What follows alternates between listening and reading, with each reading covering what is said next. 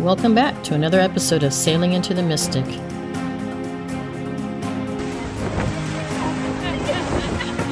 It was summertime, and we were having some stronger winds than usual.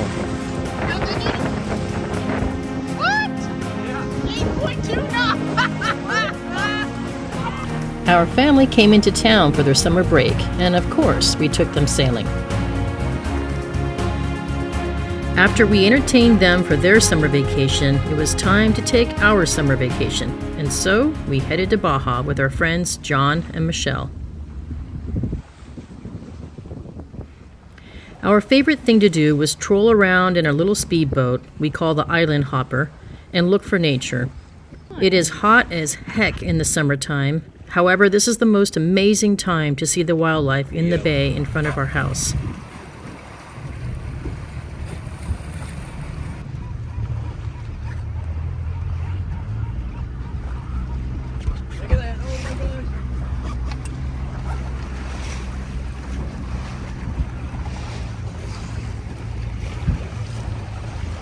He's looking at you, John. Oh, we're surrounded by him right now. Look at that!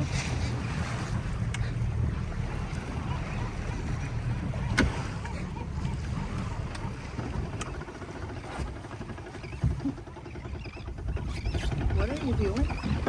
He's getting in. Stay, Frida.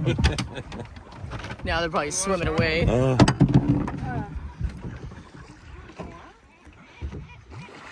No, there's one right here, John. Yeah. John. Over here. This side. On the other side of us. This side. You can hear them? Yeah, they're making. Oh, that's cool.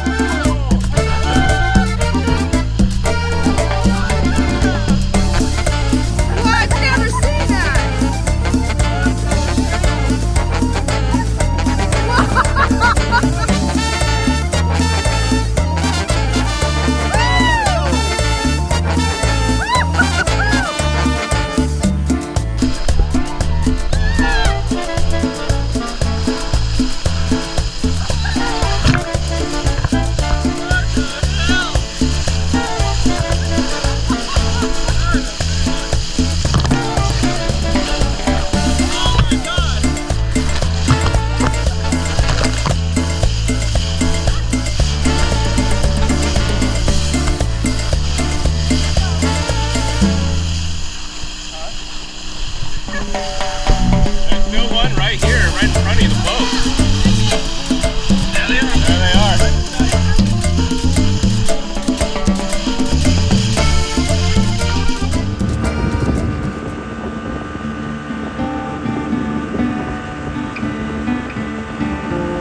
And this is why we call it the Island Hopper. We like to explore the nearby islands when the seas are calm.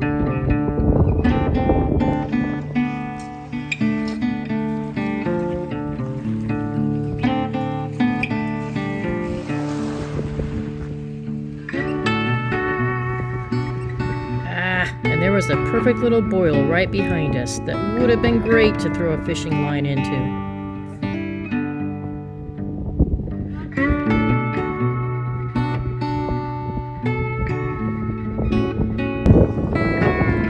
John is always picking up interesting things.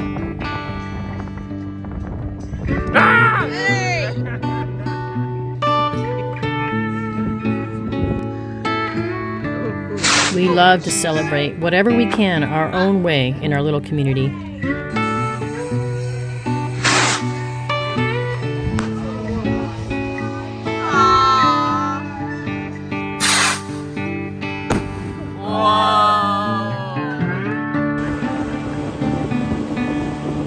And we love to fish and explore with our neighbors who know all the secret spots.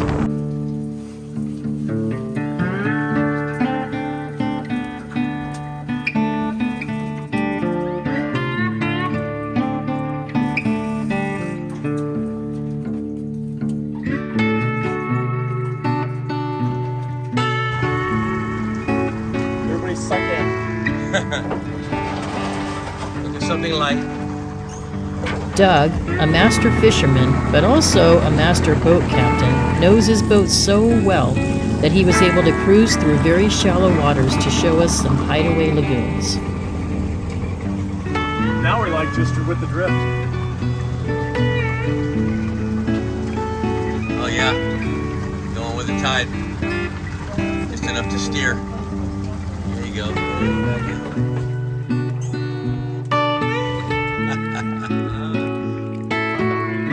Yeah, right in the middle would be.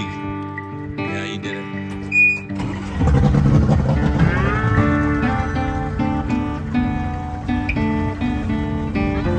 We'll make it. Now's the fight.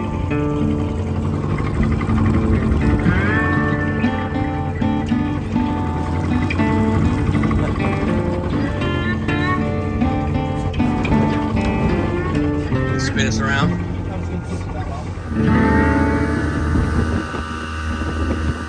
A few days earlier, Tim saw this boat in the bay, and he instantly knew it was the Blue Pearl. He had recently started watching their YouTube channel because their boat is the big sister 65-foot Irwin of our 43-foot Irwin boat. He reached out to Chris and Jess online, and we all met up with them the day before for drinks in town. They invited us to their boat for cocktail hour, along with their other sailor friend Michael, the following day. So we packed up drinks and headed over to their end of the bay in the late afternoon. We had just settled into their cockpit with drinks in hand when John noticed a whale shark creeping by. Jess from Blue Pearl was just telling us yesterday how she had never seen the whale sharks, and she was really hoping to see them soon.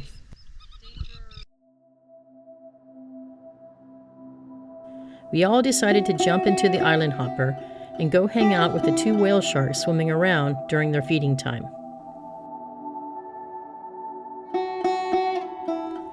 There we were, 7 adults and a dog in our little island hopper, with all our recording devices out, experiencing a truly magical moment together.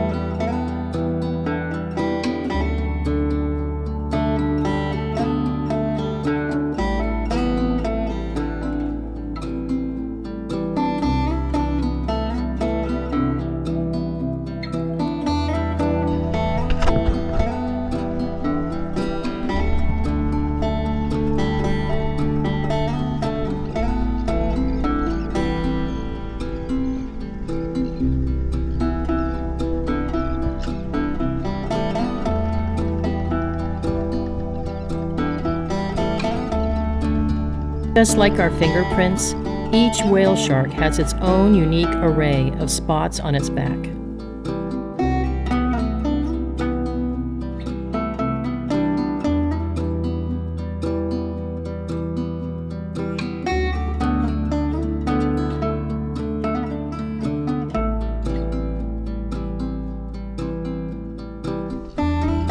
These truly peaceful creatures are the largest fish in the sea, and they migrate in the Sea of Cortez.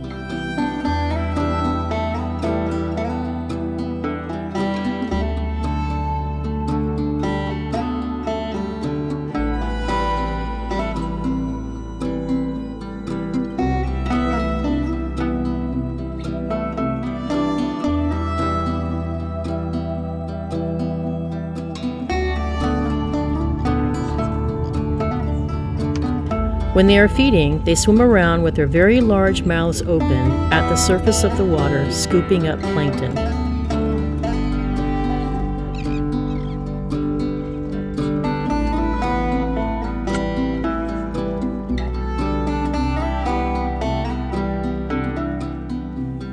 While they are neither whales or sharks, they are called whale sharks because they are as large as whales and have a caudal tail fin that circles at the surface, making them look like sharks.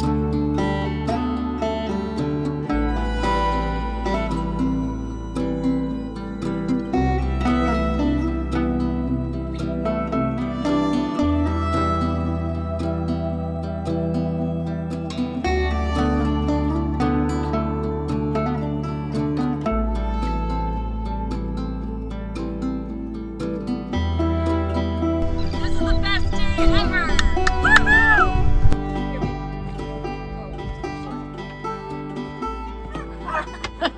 Ouch! How did that tie on? Oh, maybe you have this side. sideways, Here, yeah. here, babe. When we returned to the boat, we stood on the deck sipping our drinks and continued to admire the whale sharks from afar. The gratitude and appreciation in the group was so strong that we each felt uplifted and couldn't stop smiling. We were living life to its fullest, and in this moment, it couldn't get any better. You guys. It is hard to explain the feeling of how this group of 7 strangers came together to enjoy a mystical moment we will each never forget. Seeing Chris and Jess living out their sailing dream and our path intersecting with theirs for one brilliant moment in their sailing world fortified our aspirations and reminded us that this is what we have been working so hard for. First time using the washing machine down in Baja. Here's the pile. That's Here's just pushing out the old stuff. We were all starting to stink in the hot summer sun, and we were running out of clean clothes to wear. So it was time to figure out how to get the washing machine we recently brought down working. Yeah.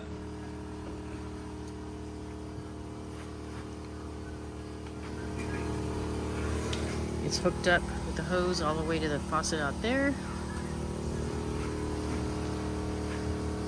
Yeah, that'll be a drain. It's gonna drain right here with the wasps. So I guess we'll have a choice.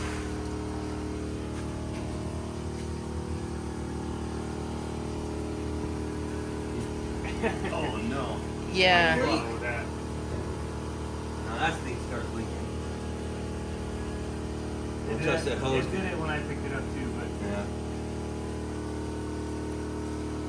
Is it filling up inside? Yeah. Okay, we want a large load, unfortunately. Yeah. Okay. We can do one load. Just one load.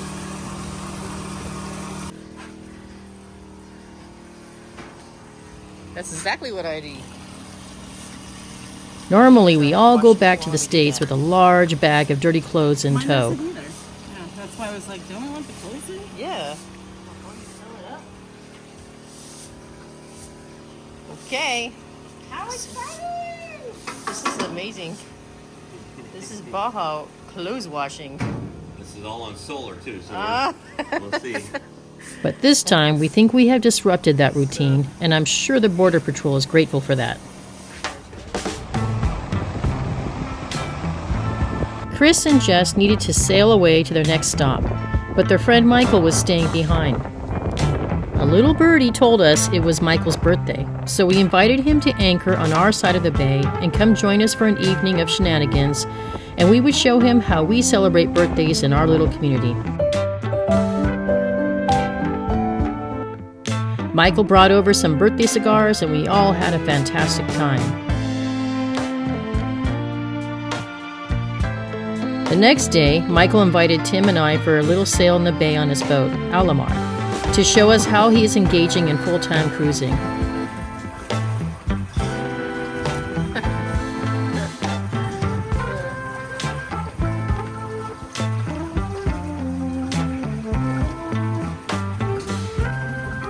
With retirement around the corner, we were starting to have questions about what it was going to be like for us.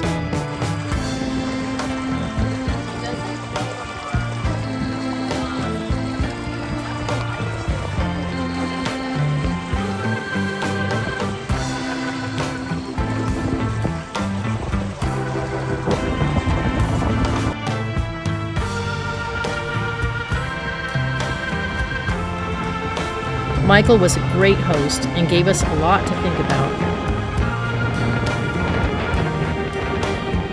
And I took lots of notes.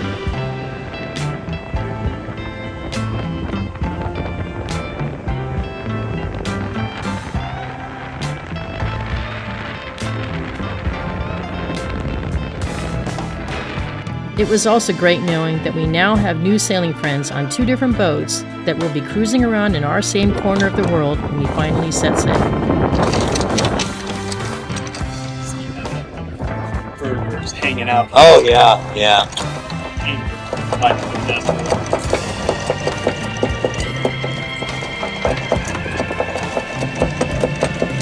Oh, I see. And then they're already cleated off right here.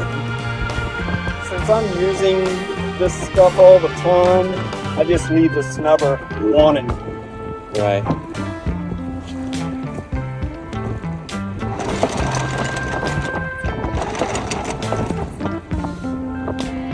I like having it in gear right now because it just keeps it scoped out in front of me and I can see what's happening. When the chain just starts falling like that. Yeah. Now, Nah, the snubber's got it.